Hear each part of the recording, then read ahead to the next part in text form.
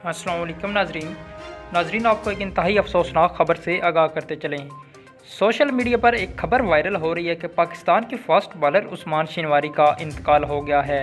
इस खबर की असल हकीकत सामने आ गई है।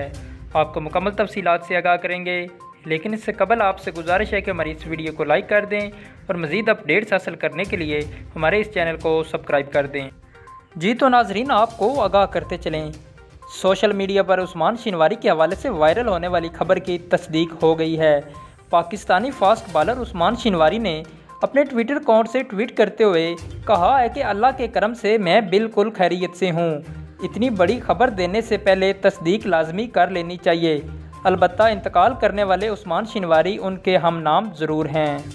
पाकिस्तान के फास्ट बॉलर उस्मान शनवारी बिल्कुल खैरियत से हैं।